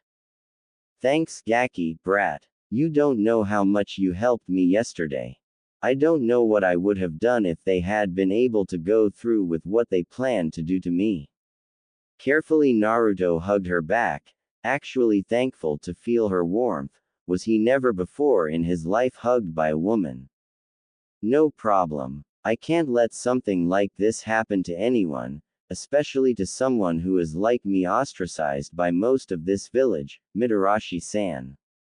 The Hokage flinched noticeably upon hearing this, knowing that Naruto told the truth. Nevertheless, thanks. And you can call me Anko, she said as she let go of him. But tell me, what did you do to them? The little bit I still remember looked rather painful. She asked, a sadistic glint in her eyes. Before I tell you, how are they, Gigi? If I saw their vests right, they were Chunin's, right? The Hokage looked at him with a stern face. Firstly, thank you for saving Anko from these three. To your questions, yes, they are Chunin's. After we woke them up, they started to scream to let them in peace. No one can go near them in the moment, they fear everyone. If someone comes near them, they get panic attacks and try to run away or attack the person if they can't run. So what did you do to them? Also hearing the report for the first time, Anko's eyes got as big as plates. She looked as if she would start to drool every second alone from thinking about such a method to inflict pain on a psychological level. Naruto just looked unbelieving. You serious? He asked. His answer was a nod from the Sandame. Seeing this, Naruto could only shake his head. My genjutsu sleep of endless nightmares only lets the victim relive their own nightmares and a few of the things this village did to me. If they get crazy just from this less, I don't even want to think what happens when they have to life through everything I had to life through. Would they kill themselves to escape the memories? Or would their brain simply shut down? I hope the ones who you trust with the village secrets have a higher mental fortitude, Gigi. Because if not, every capable interrogator can get information out of them, if they are caught. Hell, I could probably do it. Everyone in the room looked down as Naruto explained his technique, again realizing just how bad he had it. I really have no point in complaining how hard my life is. His is by far worse than mine. I at least had an ordinary childhood, he has only bad memories since he lives. Were Anko's thoughts, though there were also different ones, especially with one of the hidden Anbus. The demon has made his own genjutsu. No wonder we nearly never got him in the past year. If he can make his own genjutsu, there is no thinking what else he can possibly do. I have to tell the council later. We have to do something, he can't grow any stronger. While the Anbu continued to follow his thoughts, the conversation in the office started again, well ended. Now if you have nothing else, Gigi, I will go back to my apartment. Before he notices that I said that it was my genjutsu, wouldn't want to answer questions about what else I can do. After being dismissed through the Sandame's nod, he left the room and went back to his apartment. Today he wanted to increase the level of the seal by another one, finally reaching the height the Kyuubi had told him was optimal. Asterisk asterisk asterisk asterisk asterisk Hokage asterisk asterisk asterisk asterisk asterisk. As soon as he saw Naruto walking off to his apartment, he noticed what he had forgotten to ask him. Shit. Escaped him for everyone audible. Hokage-sama, inquired Anko. I forgot to ask him if this is really his genjutsu like he said, and if what else. Has he invented other genjutsu? Or has he invented something else? I haven't watched him in the last time since he wasn't attacked by mobs, or he could escape them, of course. There is no way the villagers wouldn't attack him for over half a year. That means that he is able to escape from them since over half a year. Why did I never notice this? Damn. This got Anko thoughtful. The Hokage is right. How is he able to use genjutsu and even use one I have never heard of before? I will ask Kurenai if she has heard of a jijutsu like the one he described and named. Do that, Anko, and report. Dismissed. With a nod, Anko left the room in search for her best friend, the genjutsu mistress of Konoha, Kurenai Yuhi. Asterisk asterisk asterisk asterisk asterisk Anko asterisk asterisk asterisk asterisk asterisk. Anko found her friend sitting in the dango shop they normally met. Quickly she walked over to her. Hey Nai-chan. Hello Anko. Hadn't we said that you wouldn't use this nickname? Anko pouted. But it sounds cute, Nai-chan. With a sigh she motioned to the seat opposite of her. What can I do for you, Anko? She asked. What can't I simply meet my best friend? You can, but I can see it in your eyes that you want to know something. So? Not fair. You read me like a book. I would like that, but sadly no. Nevertheless, how can I help you? Have you ever heard about a genjutsu called Sleep of Endless Nightmares? After a short while of thinking, she answered. No, never heard of it. She leaned forward. But tell me, what does this genjutsu do? Anko hesitated. She didn't know if she was allowed to talk about what happened. Anko, please tell me it is a genjutsu. You know that I want to know about every genjutsu. Kurenai pressed on. Well, I am a part of it, so I should have the right to talk about it. Anko too leaned forward. Okay, but you have to promise not to tell anyone. She said seriously. Immediately Kurenai changed her behavior. I promise. Now what happened? And so Anko repeated the happenings of the last night and off this morning. As she ended, Kurenai had a smile on her face. So he really started on genjutsu. Maybe I should talk with him and eventually we could exchange techniques if he really has some of his own. Amused Anko watched Kurenai as she drifted in her own dream world and dreamed about new genjutsu. She is like a fangirl who fantasizes over her crush.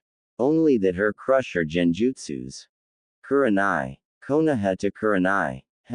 Was her reply as she resurfaced from her dream world. Thought about your special friend? She asked with a teasing smile on her face. Kurenai blushed lightly. No, I was not. Don't you have to report to the Hokage instead of teasing me? Ooh, do you want to get rid of me? I'm hurt, Nai-chan, she said with a smile on her face before leaving. Kurenai just shook her head and wanted to go back to her dango, but as she looked down onto her plate it was empty.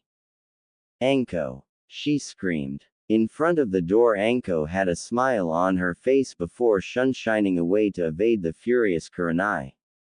I win, Nai-chan, she thought. Once inside the office she gave her report, before going home to get a refreshing amount of sleep to be prepared for her night shift in the T&I department. Asterisk asterisk asterisk asterisk asterisk Hokage asterisk asterisk asterisk asterisk asterisk.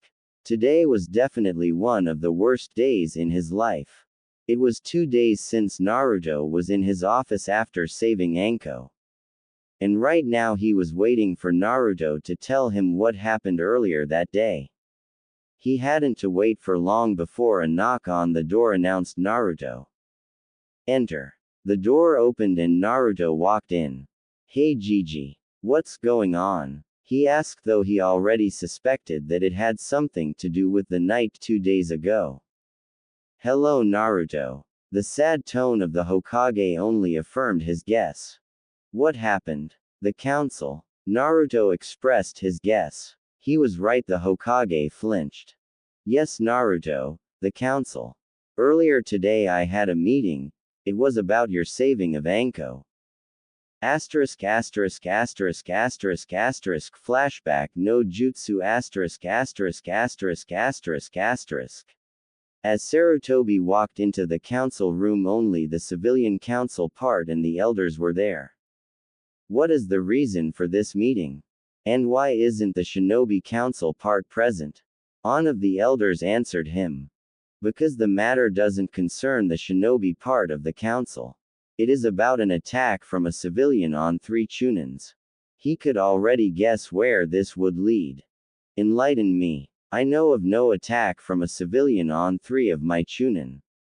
One civilian council member furrowed his forehead. You know exactly what we mean. The demo. He was interrupted by a huge wave of ki that nearly sent him into unconsciousness. You mean? Asked the Hokage in a cold voice. Uzumaki-san attacked 3 chunin and sent them in medical care, probably rendering them unable to go back into duty. As far as I know, Naruto saved one of my junin from rape through these 3 pieces of scum. So a civilian was able to overwhelm 3 chunin and render them unable to continue duty, for probably forever. That raises some questions, don't you think? How is it possible that a civilian is capable of something like this? How did he do it? He simply put them under a genjutsu. Not more and not less. The elders and council members nodded. The other elder spoke. Then it is clear. There is no way the child could use a genjutsu capable of rendering 3 chunin immobile at once when he isn't even a genin. That lets only one conclusion: the demon inside him has taken over. And since you don't allow him to be executed, he will be forbidden to continue in the academy, and since he is still a civilian and not under your jurisdiction, this council declares him expelled from the shinobi program and excludes him from the list of possible genin candidates, so he can't grow any stronger. Are they not right in their heads, these shitheads? He is in no way taken over by the demon sealed inside him. He trains since he started to go in the academy, hell even before. One more point: that he is at least influenced. No child of his age would train outside the academy. All the children of the shinobi clans train outside the academy. And the child has no one to train him. The children of the shinobi clans are pushed by their parents and trained from them. He is an orphan and has no one to train or motivate him. It is impossible that he trains simply by himself and gets this far. Without a doubt he is influenced if not taken over by the Kyuubi. So you say that someone without parents cannot be interested in the shinobi arts and train himself? That preposterous. Why do other orphans start with their shinobi career through going to the academy if orphans have no interest in the shinobi arts? It is insignificant what you say. This is a civilian matter. We just announced this meeting to hear from you if the rumors were correct. Now if you will excuse us, we have other matters to attend. They finished the conversation, as they had enough from the fore and back, and left without any further discussion, each of them a smug grin on their face, leaving a fuming but helpless Hokage. ******** Flashback no Jutsu. Kai ***************. And now you are expelled from the academy and forbidden to become a shinobi of Konoha. I'm sorry, but I have no say in it since you are still a civilian. He could see how Naruto's face hardened. So they finally did it. They took my last chance of a little bit of a normal life. Each word crashed down like a hammer strike on him. They spelled exactly 3 words time and time again. He had failed. Now if you have nothing else, I will go back. I have to think what I will do now. I will come back tomorrow. He nodded sadly. There was nothing he could do for Naruto anymore. He couldn't even hold his last promise to Naruto. Naruto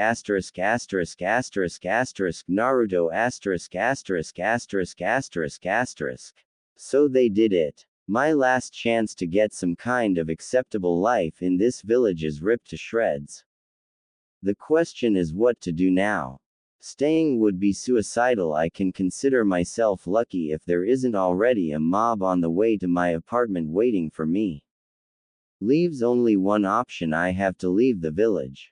But what then? Going to another village? I would probably be treated even worse or simply like an emotionless weapon because of the Kyuubi. Living in some ninja village is nothing I'm interested in. Seems like I will become a mercenary. Since I am not a shinobi, I can't be declared a missing nin. As a mercenary I can still use my skills, travel around and get paid for my service, and if that is not enough I can still capture a few missing nins. Yep, that sounds good. Well, first I have to train a bit more and gather information how I can get missions and requests, but that will work out. I have just to find some other mercenaries. Now to leave the village. If I tell Gigi tomorrow, he will do anything in his might to stop me because of the Kyuubi inside of me, of that I am sure.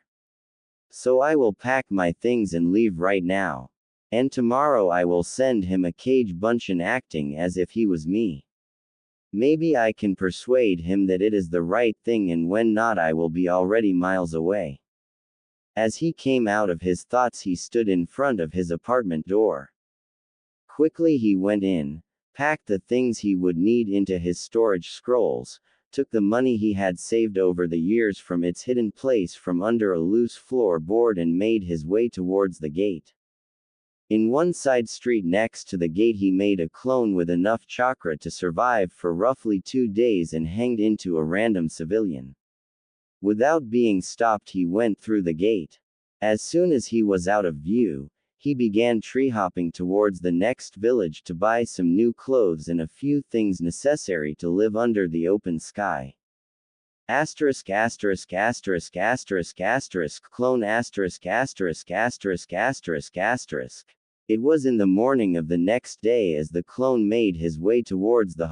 ******************************************************************************************************************************************************************************************************************************************************************̈̈̈ tower. The night was rough, to describe it mildly. If he hadn't hidden himself so good he would have died without a question. There were alone 4 different mobs that patrolled around his apartment. Each armed with sharp or pointed weapons. Even a few shinobi were with them. With a sigh he climbed the stairs to speak with the Hokage, presumably for the last time in a few years. After knocking on the door, he waited until he was allowed inside and entered. Hey Gigi. Hello Naruto. And to what conclusion have you come? He looked as if he hadn't slept this night. Well, I'm pretty sure he didn't. I decided to leave the village. I mean, here is nothing anymore that keeps me alive or can give me a better life. You can't do anything for me anymore since I can't become a shinobi and the villagers won't leave me alone. Only tonight there were 4 mobs patrolling